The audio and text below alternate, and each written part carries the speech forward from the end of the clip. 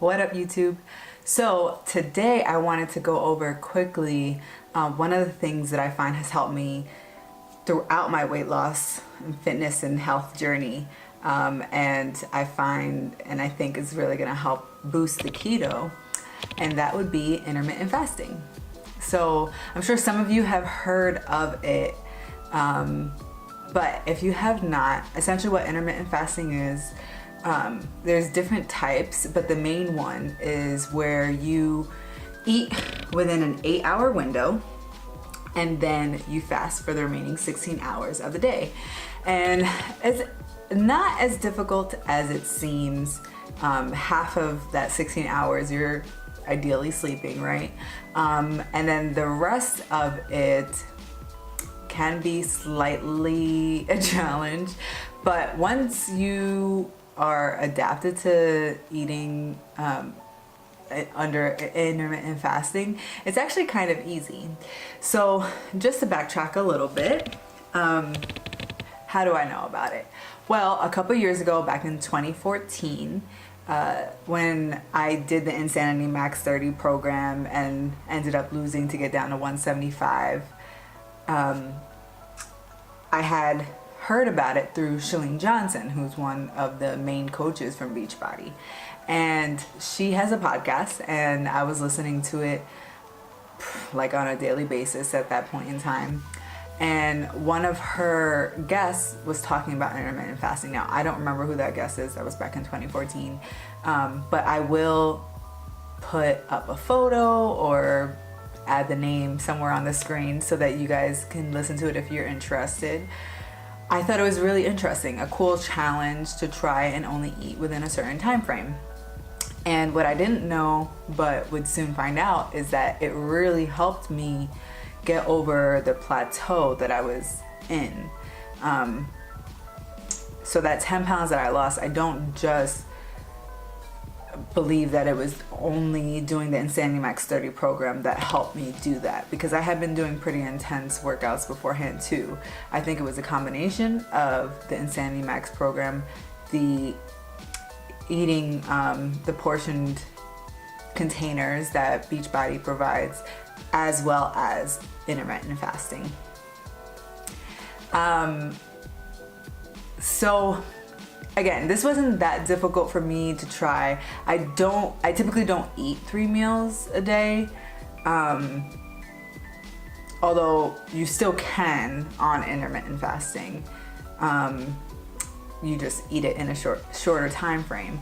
But essentially the idea is that if you're only eating within a certain window, your body has the opportunity to start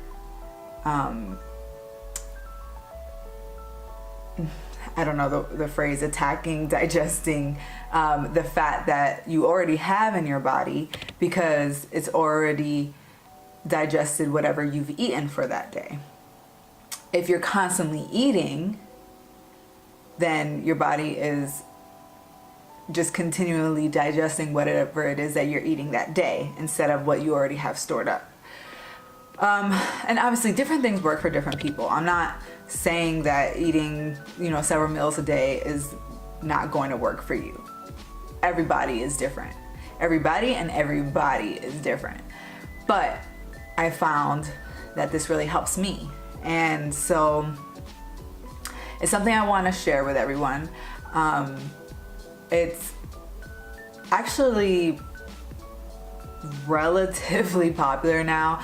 If you've heard of the actor Terry Crews, who's like super swole, really built, I think he was an NFL player at one point, he actually intermittent fasts. I believe he starts eating at like 2 o'clock in the afternoon and he eats up until 10 o'clock at night. I personally do from 12 p.m. to 8 p.m. Just because I like to have a 2-hour window before I go to sleep where my body gets to digest whatever I've eaten for that day, the dinner specifically. I also find that I'm like too full or bloated or uncomfortable if I eat any sooner than that before going to sleep. So that's just my personal preference. You could start earlier in the day. I find I'm not as hungry in the morning, so it's just not that necessary. I will say though, I do have like hunger pangs that happen around like 8:30, 9 o'clock, and I feel like so hungry. I want to like feast on something, and it's usually when I'm traveling to work, so I don't really have the opportunity to eat anything, and then by the time I get to work, I'm good, and then I don't feel like I need to eat until 12 or 1 o'clock.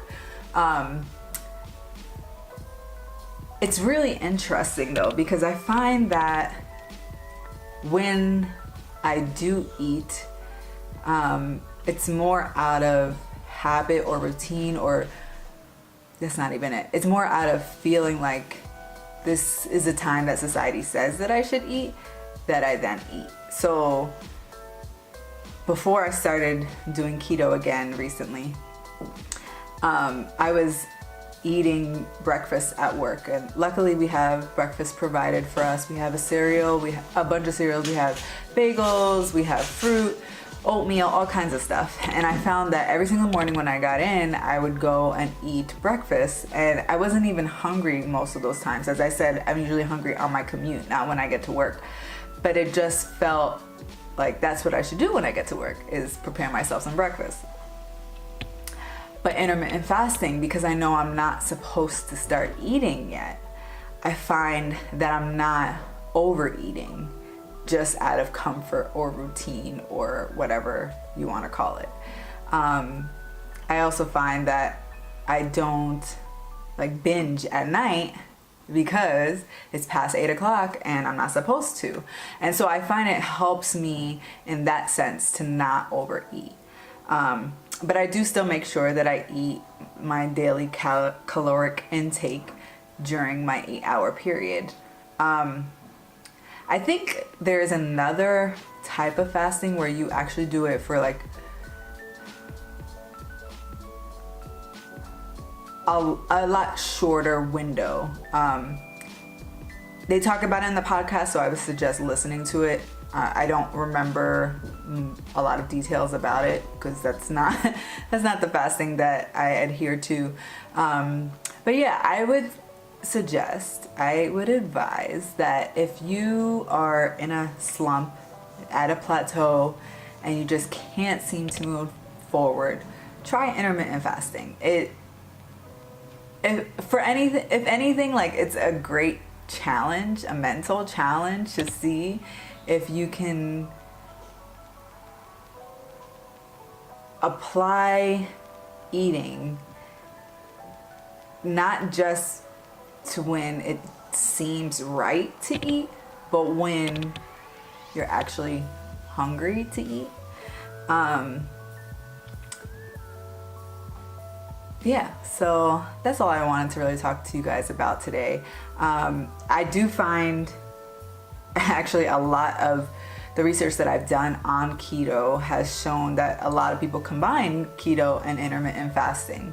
I'm not quite sure why it seems to be so popular with this particular lifestyle versus paleo or any other lifestyle.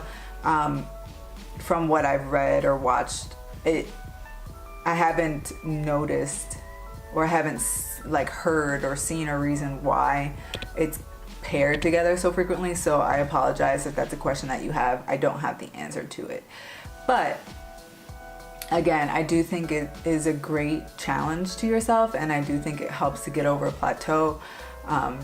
It can have different side effects depending on how you see it and you want to adhere to it. So I do bullet journal. It's something I just started this year and I really, really, really enjoy. And so I will be tracking my keto in there as well as my fasting. So in a future video, if you are interested in seeing how I track my fasting, how I make sure that I adhere to that, you can see it in that video.